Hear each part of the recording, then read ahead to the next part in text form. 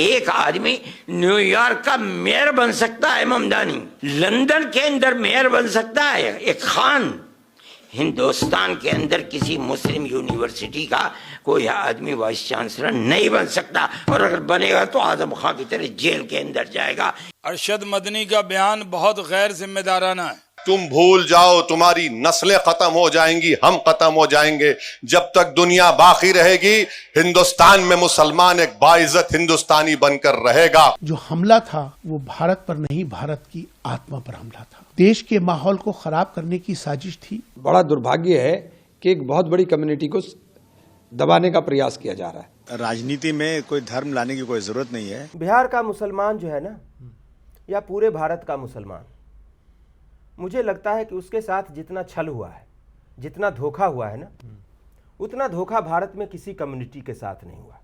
अरशद बनाम असद, मुसलमानों की सियासत का नया मोड़ शुरू होने वाला है। जी हां, यूपी और बंगाल में चुनाव से पहले भारत के मुस्लिम वोटरों की असली बहस। देश की राजनीति में कई बड़े बयान आतिशबाजी करते हैं, लेकिन कभी कभी ये चिंगारी एक बड़े सवाल को उजाला करती है। भारत का मुसलमान किस राह पर है? दिल्ली में एक तरफ मंच पर थे जमीयत उलेमाए हिंद के प्रमुख मौलाना अरशद मदनी, और दूसरी तरफ हैदराबाद से उठती आवाज असदुद्दीन ओवैसी। दोनों नेता दो अलग सोच और एक ही सवाल, भारत के मुसलमानों की राजनीति का भविष्य क्या है? नमस्कार, मेरा नाम हैदर अब्बास नकवी है और आप लोग मुझको इस वक्त दा स्वतंत्र पर देख रहे हैं। जी हां, आज बात करेंगे कि मुसलमानों की असली आवाज़ क्या है, मुसलमानों की असली समस्या क्या है, और ये जो आवाज़ें उठाई जा रही हैं मुसलमानों के लिए, ये कौन लोग हैं, इनका क्या मकसद है। जी हां, इस कहानी को शुरू करने से पहले आपको बताते हैं तारीख 10 नवंबर, लाल किला ब्लास्ट, सामने आई अल फलाह यूनिवर्सिटी की जांच और उसी के बहाने छिड़ी मुसलमान दबा दिए गए बनाम हम बराबरी से लड़ेंगे, किसी के मोहताज नहीं की बहस। अरशद मदनी का बयान, भारत का मुसलमान दबा दिया गया। तारीख थी 22 नवंबर 2025, जगह दिल्ली। जमीयत मुख्यालय के मंच से मौलाना अरशद मदनी ने कहा, न्यूयॉर्क का मेयर एक मुसलमान ज़ोहरान ममदानी बन सकता है, लंदन का मेयर एक खान बन सकता है, लेकिन भारत में मुसलमान वाइस चांसलर भी नहीं बन सकता, और बने भी तो जेल भेज दिए जाते हैं जैसे आजम खान। हर शागिर्द को जो कुछ मिला है वो अपने उस्ताद की खिदमत से मिला है। हजरत शेखुल हिंद रहमतुल्लाह अलैह ऐसा मुरब्बी था कि उनकी खिदमत में जो आदमी रहने वाला, उनसे इस्तेफादा करने वाला है, अल्लाह ने उसको 14वीं रात का चांद बनाया है। आज लोग कहते हैं कि अफराद पैदा नहीं होते हैं। मैं कहता हूँ कि अफराद कहाँ से पैदा हो जाएंगे। मैं अपने सर को पीटता हूँ कि दुनिया ये कहती है कि लीडरशिप नहीं है, अफराद नहीं है। मैं कहता हूँ कि लोग ऐसे थे जो अफराद को बनाना चाहते थे और बना दिया, बनाकर पेश कर दिया। आज दुनिया ये समझती है कि मुसलमान अपाहज हो गया, ख़त्म हो गया, बांझ हो गया। मैं नहीं समझता हूँ ये बात। क्या बात है कि आज दुनिया का मुसलमान एक आदमी न्यूयॉर्क का मेयर बन सकता है ममदानी, लंदन के अंदर मेयर बन सकता है एक खान, हिंदुस्तान के अंदर किसी मुस्लिम यूनिवर्सिटी का कोई आदमी वाइस चांसलर नहीं बन सकता, और अगर बनेगा तो आजम खां की तरह जेल के अंदर जाएगा, इकबाल की तरह औलाद जेल में डाल दी जाएगी। आज देख लीजिए अल फलाह का क्या हो रहा है, जेल में पड़ा हुआ है, और कितने साल जेल के अंदर गुजरते हैं नहीं जानता कोई आदमी। कौम, गवर्नमेंट मुल्क की आज़ादी के बाद इस पर लगी हुई है कि मुसलमान को सर नहीं उठाने देना है। आज उसका नतीजा है कि लोग ये कहते हैं कि मुसलमान के अंदर लीडर चाह रहे। क्या कहते हो तुम? मुसलमान कौम कोई बांझ थोड़ी है, अगर नहीं थी तो वहाँ कैसे बन गए? यहाँ किसी यूनिवर्सिटी का वाइस चांसलर नहीं बन सकता आदमी। मैं ये कहता हूँ अफराद थे, बनाना चाहते थे, बना दिया उन्होंने, खड़ा कर दिया। आज अफराद बनाने वाले लोग नहीं रह गए, हौसले पस्त कर दिए गए। गवर्नमेंट चाहती है कि इनके पैरों के नीचे से ज़मीन निकल जाए, आज निकली हुई है ज़मीन। मैं ये कहता हूँ कि हज़रत मुफ्ती साहब को हज़रत शेखुल हिंद रहमतुल्लाह अलैह से जो मिला था, वो जो भी उनकी तारीफ़ करता है, दर हकीकत ज़ात वही है शेखुल हिंद की। उन्हीं के मुख्तलिफ जिहाद से एक जहद किसी ने पकड़ लिया, अल्लाह ने उसको तौफीक दे दी, एक जहद को किसी ने पकड़ लिया, एक जहद को किसी ने पकड़ लिया, और उसके बाद वो बन गए और दुनिया के लिए, हिंदू और मुसलमान दोनों के लिए खैर का बाइस बन गए, प्यार और मोहब्बत का सबब बने। आज वो प्यार और मोहब्बत की दौलत ख़त्म हो गई, इसलिए कि ऐसे अफराद मुल्क के अंदर पैदा हो गए जिनकी बुनियाद ही मजहब की बुनियाद के ऊपर, नफरत के ऊपर रखी हुई है। इसे चीज़ नहीं होती है। अल्लाह ताला मुल्क के अंदर प्यार और मोहब्बत की वो जो 1300 साल की तारीख़ है, उसे फिर ज़िंदगी अता फरमा दे, और हमारा मुल्क जिस तरह से खैर व बरकत रख करके चल रहा था, खुदा करे ये मुल्क फिर प्यार और मोहब्बत के साथ चले। अब जब ये बात हुई तो बहस चिढ़ गई, पड़तालें शुरू होने लगी और लोग कहने लगे कि मदनी के दावों की पड़ताल करो और देखो, 3 मुस्लिम राष्ट्रपति जाकिर हुसैन, फ़खरुद्दीन अली अहमद, APJ अब्दुल कलाम, मुस्लिम उपराष्ट्रपति हामिद अंसारी, कई मुस्लिम चीफ जस्टिस और कैबिनेट मंत्री, लगभग 40 से ज़्यादा विश्वविद्यालयों में समय समय पर मुस्लिम वाइस चांसलर, जैसे अलीगढ़ जामिया, मौलाना आज़ाद यूनिवर्सिटी, MANNU और राज्य स्तरीय विश्वविद्यालय। ये एक सच है, लेकिन ये भी एक सच है कि 2014 के बाद से केंद्रीय संस्थानों में मुसलमानों की वरिष्ठ नियुक्तियां घटने की कई रिपोर्ट सामने आई है। सचर कमेटी 2006 और पोस्ट सचर अध्ययन 2013-2020 बताते हैं कि IAS में हिस्सा 3 से 4%, केंद्रीय विश्वविद्यालयों में प्रोफेसर स्तर 2 से 3%, PSUs में टॉप मैनेजमेंट लगभग 1% से भी कम है। ये भी एक हकीकत है। मदनी की शिकायतों का और जो बात का सार है वो समझिए कि उच्च पदों पर, यानी कि ऊंचे ओहदों पर स्ट्रक्चरल एक्सक्लूजन, यानी कि उसका स्ट्रक्चर ढांचा इस तरह से तैयार कर दिया गया है या तैयार किया जा रहा है जिसमें माइनॉरिटी यानी कि मुसलमान की हिस्सेदारी कम होती चली जा रही है। ये आप लोग बेहतर जानेंगे, हम तो सिर्फ रिपोर्ट बता रहे हैं। अल फलाह केस को राजनीतिक प्रतिशोध का उदाहरण बताया जा रहा है। मुसलमानों की गिरती राजनीतिक हिस्सेदारी 2024 लोकसभा चुनाव में अगर आपको हम बताएं तो 27 मुस्लिम सांसद यानी 5%, जबकि जनसंख्या लगभग 14.2%। बीजेपी में एक भी मुस्लिम सांसद नहीं। देखिए, जमायतुल उलमा हिंद के सदर अरशद मदनी का बयान बहुत गैर जिम्मेदाराना है। वो बुजुर्ग हैं, उनको याद रखना चाहिए कि जमायतुल उलमा हिंद ने आज़ादी के आंदोलन में योगदान दिया था और उनसे ऐसे बयान की कोई अपेक्षा उम्मीद नहीं थी। वो हिंदुस्तान के मुसलमानों का नाम लेकर हिंदुस्तान को बदनाम कर रहे हैं। आज भी हिंदुस्तान के मुसलमानों के साथ, सबका विकास, सबके विश्वास के रास्ते पर बेहतरीन काम हो रहा है। कोई भेदभाव नहीं है। भारत के मुसलमानों के लिए भारत से अच्छा देश, हिंदू से अच्छा दोस्त और मोदी से अच्छा नेता नहीं मिल सकता, जो एक निगाह, एक नज़र से देखते हैं। इस देश में माइनॉरिटीज़ को जो हक मिला हुआ है दुनिया में नहीं है।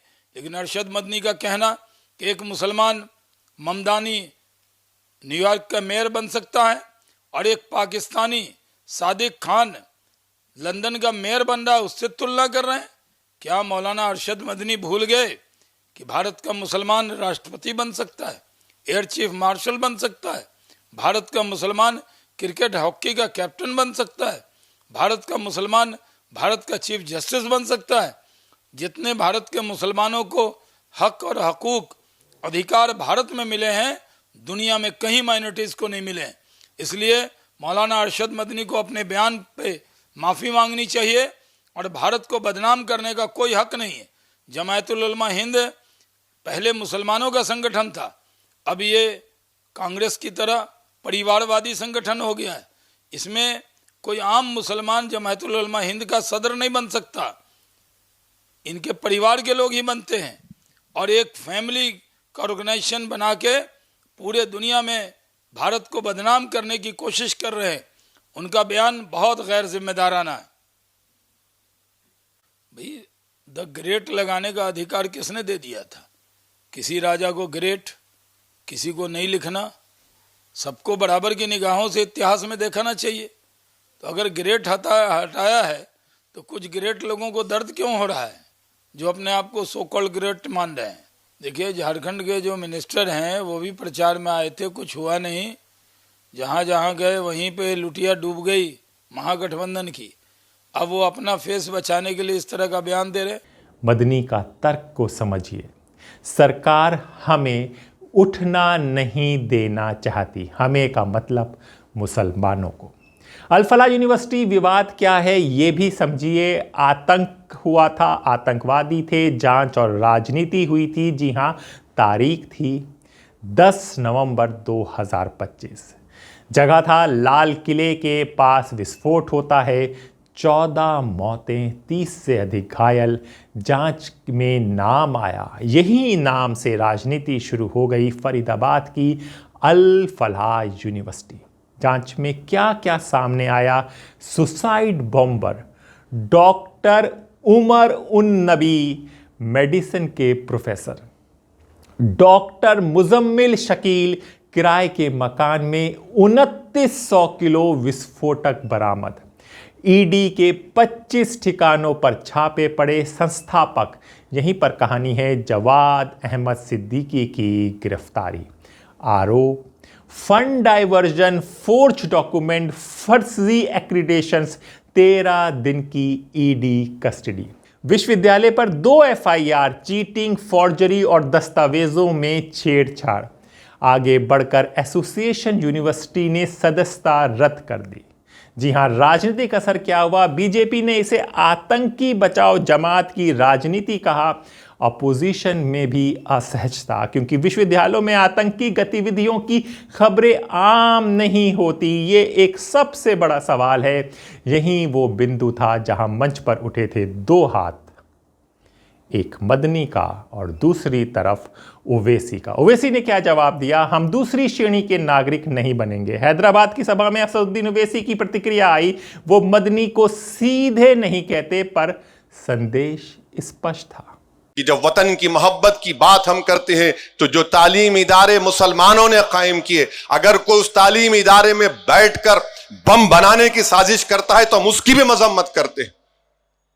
एक इदारा बनाना कितना मुश्किल काम होता है, और ऐसे जालिम लोग हैं जो एक मदरसे का कमरा नहीं बना सकते, जो स्कूल का कमरा नहीं बना सकते, जालिम अमोनियम नाइट्राइट लेकर बैठते हैं। 14 लोग मारे गए, मुसलमान भी मारे गए, हिंदू भी मारे गए। तो ऐसी जहनियत के लोगों के खिलाफ भी हमको इनकी खुलकर मजम्मत करनी चाहिए। ये जो मुल्क का दुश्मन है वो हमारा दुश्मन है। अगर इस तरह की हरकतें होंगी तो फिर हम तो खुली छूट दे रहे हैं जालिमों को कि जो चाहे करना है कर लो। मगर जो लोग आज ये समझ रहे हैं कि मुसलमान को सेकेंड क्लास सिटीजन बनाया जाएगा, तुम भूल जाओ, तुम्हारी नस्लें खत्म हो जाएंगी, हम खत्म हो जाएंगे। जब तक दुनिया बाकी रहेगी, हिंदुस्तान में मुसलमान एक बाइज्जत हिंदुस्तानी बनकर रहेगा। हम लड़ेंगे, जमहूरियत के दायरे में रहकर अपने हुकूक को हासिल करेंगे। हम अपनी मस्जिदों को बचाएंगे। तुम एक मस्जिद को शहीद करे मगर हम लाखों मस्जिदों को आबाद करेंगे। तुम शरीयत पर हमला नहीं कर सकते। अगर तुम करोगे तलाक के नाम पर तो हम आपको उसका जवाब जमहूरी तरीके से मिलेगा। बहरहाल मेरे अजीज दोस्तों और बुजुर्गों, ये वक्त इत्तेहाद का है और हमको और आपको इस वतन को बचाने के लिए जिस तरह हमारे बुजुर्गों ने अजीम कुर्बानी दी, उनकी कुर्बानियों को याद करते हुए हमको इस वतन को और मजबूत बनाना है। याद रखिए, जो लोग आज नफरत के मजाहरे कर रहे हैं वो वक्त के हुक्मरान जरूर है, मगर वक्त उनके साथ नहीं है, वक्त हमारे साथ रहेगा। जो लोग कहते हैं कि मुसलमानों को दूसरे दर्जे का बना दिया जाएगा वो गलत है। हम इज्जत से जिएंगे, हम लोकतांत्रिक लड़ाई लड़ेंगे। अल-फलाह को लेकर ओवैसी ने क्या कहा वो भी सुन लीजिए। यूनिवर्सिटी बनाना आसान नहीं होता, अगर कोई उसे बम बनाने की जगह बनाता है तो हम उसकी निंदा करते हैं। देश का दुश्मन हमारा दुश्मन। दिल्ली का मैसेकर हुआ आसाम में, आपने देखा फसाद हुआ हाशिमपुरा का, मलियाना का। हम और आपने देखा गुजरात में, बल्कि 69 का फसाद तो 2002 से बदतरीन था। फिर 2002 की नस्लकशी हमने देखी, 2019 का दिल्ली का फसाद देखा, हैदराबाद के फसादात हमने देखे। मगर एक बात जो लोग समझते नहीं है वो ये है कि इन तमाम फसादात को हमने देखा। हमारी मस्जिद को शहीद कर दिया गया और कोर्ट का जब फैसला आया तो कोर्ट ने कहा किसी ने शहीद नहीं किया। सुप्रीम कोर्ट का फैसला आया तो कहा कि आस्था की बुनियाद पर मस्जिद आपको नहीं दी जा सकती।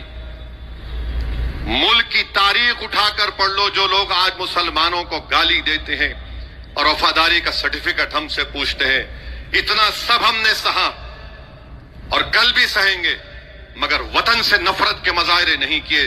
इख्तिदार पर बैठकर जुल्म करने वालों से हमने कहा कि तुम जालिम हो, हम तुमसे नफरत करते।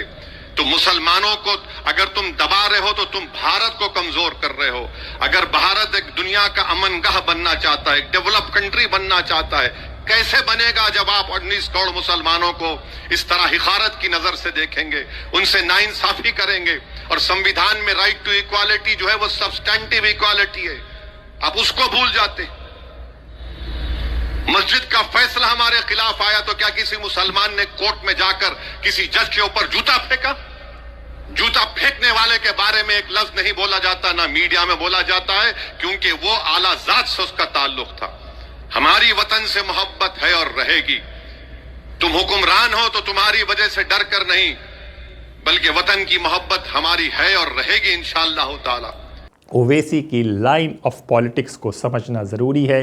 कानून, सम्मत प्रतिरोध, संवैधानिक लड़ाई, सड़क नहीं कोर्ट, मुस्लिम नेतृत्व स्वयं उठे, किसी बड़े नेता पर निर्भर ना रहे, पीड़ित मानसिकता से बाहर निकलने की बात। मदनी बनाम ओवैसी, दो स्कूल ऑफ थॉट आज भारत में दिखने लगे हैं। देखिए, जिस तरह से मौलाना अरशद मदनी का सामने बयान आया है, मैं उसकी मजम्मत करता हूं, बहुत निंदा भी करता हूं कि इस समय उन्होंने ये जो बयान देकर देश के माहौल को खराब करने जैसा बयान है, लोगों के अंदर डर पैदा करने जैसा बयान है, देश के अंदर अराजकता पैदा हो उसका बयान है। जिस तरह से वो एक जिम्मेदार संगठन के जिम्मेदार व्यक्ति हैं, उनको अपनी जिम्मेदारी का ध्यान रखते हुए इस तरह के बयान नहीं देने चाहिए थे। आज जिस तरह से उन्होंने अल-फलाह यूनिवर्सिटी के हवाले से उनका समर्थन किया है, तो कहीं ना कहीं मुझे लगता है कि उन्होंने आतंकवाद का समर्थन किया है, आतंकवादियों का समर्थन किया है। जांच एजेंसियां अपना काम कर रही हैं और ये बात सबको मालूम है कि जिस तरह से लाल किले पर ये जो ब्लास्ट हुआ, वो जो ब्लास्ट था, जो हमला था, वो भारत पर नहीं, भारत की आत्मा पर हमला था। देश के माहौल को खराब करने की साजिश थी। और जिस तरह से 3 बड़े उसी अल-फलाह यूनिवर्सिटी के 3 जो लोग पकड़े गए हैं, वो उस अल-फलाह यूनिवर्सिटी के ही लोग हैं। जांच एजेंसियां अपना काम कर रही हैं, उन्हें काम करते रहना चाहिए, लेकिन देश की सुरक्षा का विषय है ये। मौलाना को इस बात का ध्यान रखना चाहिए था कि जब बम ब्लास्ट हुआ था तो उन्हें आतंकवाद के विरोध में अपना बयान देना चाहिए था। उनकी जो जमीयत उलमा हिंद है, उसको आतंकवाद के विरोध में प्रदर्शन करना चाहिए था। आज जिस तरह से उन्होंने यह बयान दिया है, मुझे लगता है कि मेरी उनसे गुजारिश भी है कि अपने इस बयान के लिए दोबारा से प्रेस कॉन्फ्रेंस करें और अपने बयान जो उन्होंने दिया है उसको सही बयान जो लोगों तक पहुंचाएं, और जिससे कि इस बयान से एक डर का माहौल मुसलमानों के अंदर, एक डर, खौफ, अराजकता का माहौल बना है। तो मुझे लगता है कि जिस तरह से उन्होंने इंग्लैंड का, अमेरिका का हवाला दिया है, तो मुझे लगता है कि उन्हें भारत के मुसलमानों की तुलना उनसे नहीं करनी चाहिए थी। आज जिस तरह से देश के प्रधानमंत्री नरेंद्र मोदी जी की खास तौर पे जब से सरकार आई है, सबसे ज्यादा सिविल सर्विसेज के अंदर मुसलमान आए। आज मुसलमान बिल्कुल गरीबी की रेखा के नीचे जा चुका है। प्रधानमंत्री नरेंद्र मोदी जी की योजनाओं का सबसे ज्यादा लाभ मुसलमानों को हुआ है। उन्होंने आज तक तो कोई तारीफ नहीं करी। उन्होंने आज तक तो कोई ऐसा बयान नहीं दिया कि नरेंद्र मोदी जी मुसलमानों के हक में भी और पूरे देश के हित में काम करते हैं। जिस तरह का उनका यह बयान है, अफसोसनाक है। मुझे लगता है कि उन्हें अपने दोबारा से सोच विचार करना चाहिए और दोबारा से पूर्ण विचार करने के बाद उन्हें प्रेस कॉन्फ्रेंस करके अपनी बात को सही रखनी चाहिए। आतंकवाद के विरोध में अपनी बात रखनी चाहिए। आतंकवादी का यकीनन कोई मजहब नहीं होता है, लेकिन जो लोग पकड़े जा रहे हैं वो मुसलमान हैं, वो मुस्लिम यूनिवर्सिटी है, तो उनको भी इसके विरोध में आना चाहिए, जिससे कि देश का माहौल अच्छा बने और आपस में हम सब मिलकर, जिस तरह से प्रधानमंत्री नरेंद्र मोदी जी के नेतृत्व में भारत विश्व गुरु बन रहा है, हम सब उसमें उनका सहयोग करें। मुद्दा अरशद मदनी, असदुद्दीन ओवैसी, भेदभाव संसरात्मक, पुराना भेदभाव, हम टूटे नहीं, रणनीतिक भावनात्मक अपील, राजनीतिक कानूनी लड़ाई, नैरेटिव, मुस्लिम दमन, मुस्लिम सशक्तिकरण, ये सब हो रहा है। जी हाँ, क्यों हो रहा है इसको भी समझने की बहुत सख्त ज़रूरत है।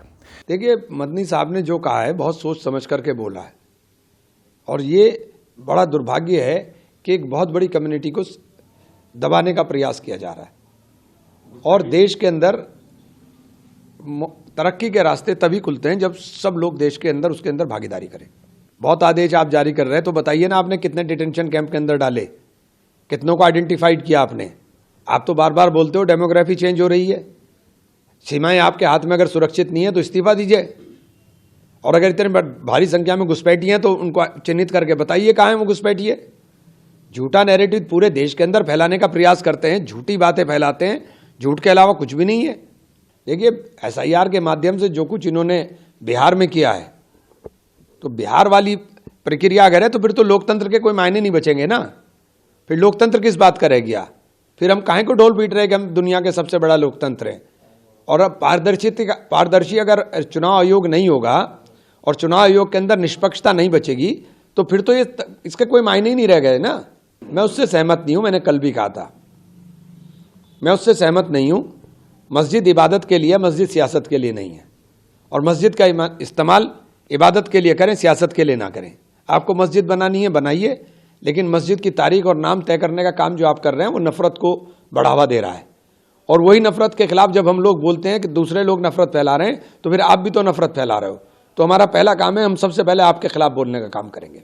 पर एक वर्ग ये भी जानना चाहेगा कि ये सब क्यों हो रहा है। दो अरशद और असद मदनी और ओवैसी आमने सामने क्यों हो गए हैं? इसका एक जो सार निकल कर आ रहा है वो ये है कि अभी 2025 में बिहार का चुनाव ख़त्म हुआ है और वहाँ पे सिर्फ मात्र 11 विधायक चुने गए हैं, जिसमें से 5 ओवैसी की पार्टी के हैं। अब यही बंगाल में है 2026 में चुनाव, जहाँ पर सुनिए 30% मुस्लिम जनसंख्या है, 94 से ज़्यादा मुस्लिम बहुल सीटें हैं। टीएमसी की जीत का आधार है AIMIM कई जिलों में सक्रिय है। बीजेपी इस बार मुसलमानों के भीतर कट्टर नेतृत्व बनाम मुख्य धारा की बहस को उछाल रही है। यूपी में नगर पालिका और विधानसभा तैयारी हो रही है 2027 की, जहां पर 27.5% मुस्लिम वोट है, यानी 143 सीटें ऐसी जहां मुस्लिम वोट 20% से ज्यादा है। एसपी, बीएसपी, कांग्रेस, AIMIM में प्रतिस्पर्धा है। और वहीं पर अल फलाह का जब मामला आता है, बिहार, यूपी, दिल्ली, हरियाणा के नैरेटिव में महत्वपूर्ण बन जाता है। दिल्ली NCR की सुरक्षा की राजनीति है, लाल किले धमाके का चुनावी असर लगभग तुरंत। देखिए, ऐसा है कि श्री मुलायम सिंह यादव जी ने आजम खान को कुलपति बनने के लिए आगे बढ़ाया था। मुलायम सिंह यादव हिंदू हैं। मैं समझता हूं कि ये जो है राजनीति में कोई धर्म लाने की कोई ज़रूरत नहीं है। हर इंसान की इंटेलिजेंसी पे ऊपर, काबिलियत के ऊपर, कितना काबिल आदमी है, कितना लोगों की सेवा कर सकता है, कितना पढ़ा लिखा आदमी है, और उसके ऊपर लोगों का जो है चुनाव होना चाहिए। ऐसा नहीं कि धर्म के ऊपर कोई मुस्लिम है, कोई हिंदू है। हमारे लिए अगर कोई हिंदू बहुत अच्छा है तो हमको भी चलेगा, हमें कोई फ़र्क नहीं पड़ता। लेकिन जो लोग, जिनकी सोच ये है कि आपस में मुसलमानों को गिराओ, मुसलमानों के बारे में गलत बातें करो, मैं समझता हूँ कि ये संविधान के खिलाफ है। ऐसे लोगों के खिलाफ लोगों को खड़ा होना चाहिए। जी हां, बीजेपी का नैरेटिव है आतंकी नेटवर्क, विश्वविद्यालय, मदरसा, NGO पर निगरानी है। जमीयत और AIM पूरे समुदाय को आरोपी मत बनाओ। भारत में मुस्लिम राजनीति का बदलता चेहरा ये दिख रहा है। जी हां, 1947 से 2025 तक, 1947 और 1970 तक का समझिए कांग्रेस जमीयत मॉडल क्या था। सामुदायिक नेतृत्व धर्म गुरुओं में राजनीतिक प्रतिनिधित्व कांग्रेस के जरिए हुआ था। 1992 से 2002 में बाबरी से गुजरात तक का समझ लीजिए मुस्लिम राजनीति डर आधारित SP, RJD, TMC, DMK होते गए मुख्य प्रतिनिधि। 2014 से 2024 को भी समझिए मुख्य धारा से बहिष्कार की बहस छिड़ गई। बीजेपी का उदय हुआ, मुसलमानों का सत्ता से प्रतिनिधित्व, जी हाँ, उनकी भागीदारी, जिसको हम लोग भी कई जगह हम गए तो हमने ये सवाल भी उठाया है, वो कम होती जा रही है। एक तो बिहार का मुसलमान अब AIM के साथ है, बाकी पार्टियों का साथ छोड़ दिया। ये आपको दिख रहा है कि बिहार का मुसलमान का क्या है, किस पार्टी के साथ है? बिहार का मुसलमान जो है ना, या पूरे भारत का मुसलमान, मुझे लगता है कि उसके साथ जितना छल हुआ है, जितना धोखा हुआ है ना, उतना धोखा भारत में किसी कम्युनिटी के साथ नहीं हुआ। और ये दुर्भाग्य है हम सबका कि इस धोखे की कहानी के पीछे एक ऐतिहासिक सच्चाई है, जो 1947 का विभाजन है। उसके कारण कहीं से मुझे ऐसा लगता है कि मुसलमानों को कल्प्रिट मान लिया गया और मुसलमानों को सभी राजनीतिक दलों ने ठगा। 1947 से लेकर 2005-06 तक जब सच्चर कमीशन की रिपोर्ट आई, सच्चर कमीशन की रिपोर्ट में मुसलमानों के बारे में क्या कहा गया? उनकी हालत दलितों से भी बदतर है। और बिहार में सीमांचल के मुसलमानों की हालत तो, अगर आप सीमांचल गए होंगे तो आप देख सकते हैं क्या हालत है।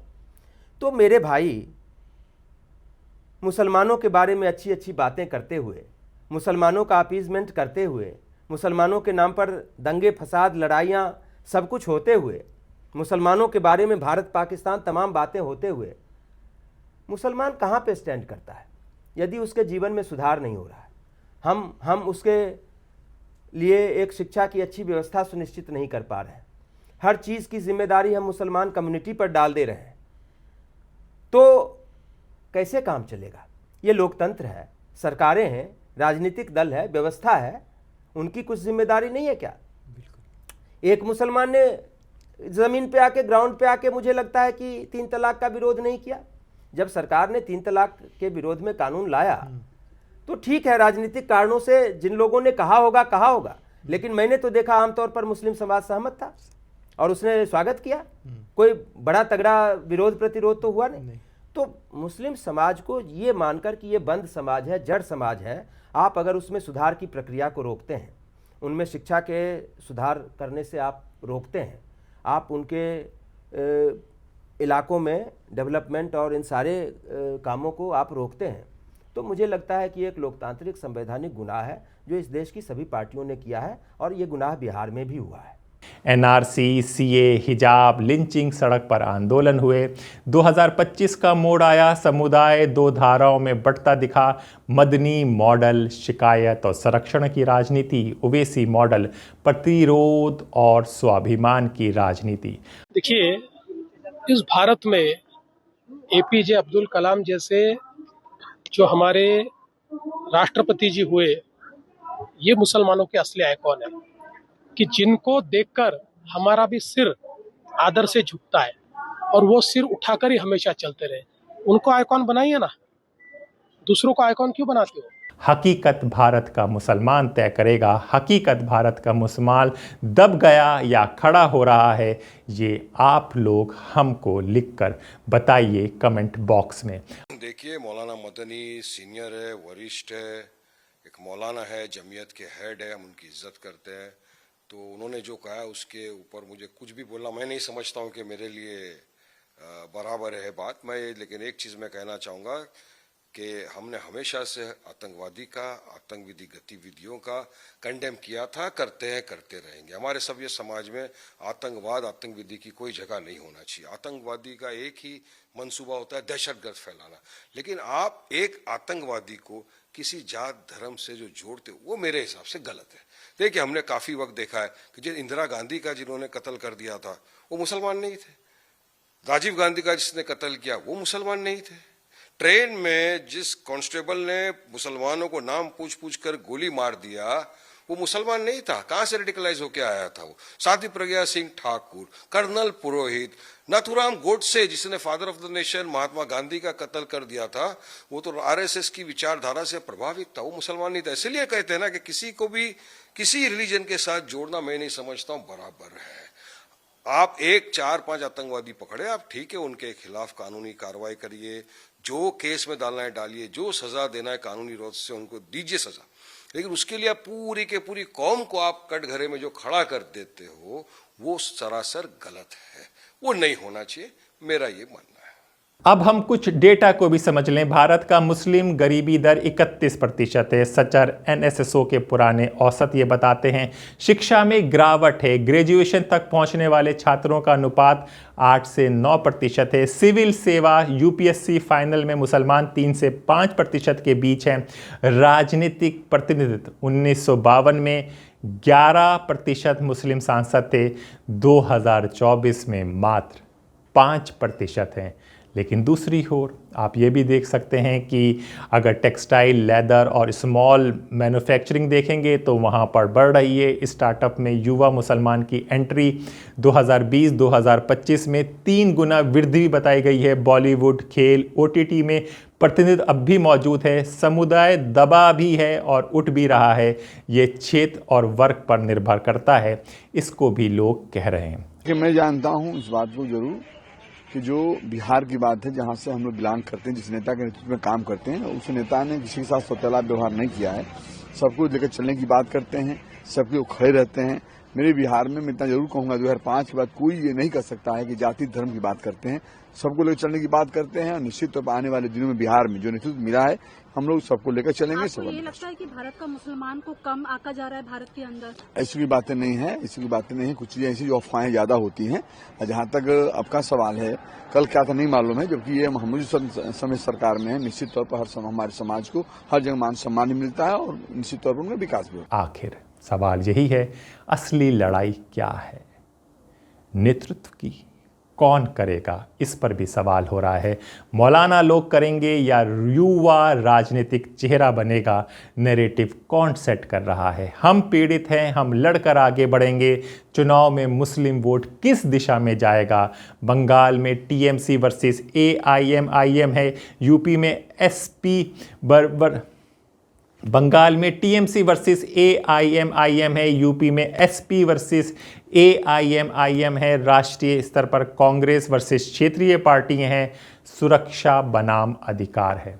और ऐसे में अल फलाह फरीदाबाद जैसी यूनिवर्सिटी के केस समुदाय को किस दशा में धकेलते हैं ये आप समझ सकते हैं। अरशद मदनी कहते हैं मुसलमानों के साथ अन्याय हो रहा है। ओवैसी कहते हैं हम दूसरी श्रेणी नहीं बनेंगे, हम लड़ेंगे। सवाल सिर्फ इतना नहीं है कौन सही, सवाल ये है कि भारत का मुसलमान किस राह पर जाना चाहता है। आने वाले महीनों में, आने वाले सालों में बंगाल, यूपी, दिल्ली, एनसीआर और राष्ट्रीय चुनाव की ज़मीन इन बहसों की आग में तपेगी और तय करेगा भारत के लोकतंत्र में 20 करोड़ मुसलमानों की अगली दिशा क्या होगी। जो भी होगी, जो कुछ भी होगा, आपको दास स्वतंत्र पर एकदम सही और साफ तरीके से समझाया जाएगा। तो अपने दोस्त हैदराबाद नकवी को इजाज़त दीजिए, फिर होगी मुलाकात ऐसे ही किसी चर्चा के साथ। तब तक के लिए नमस्कार।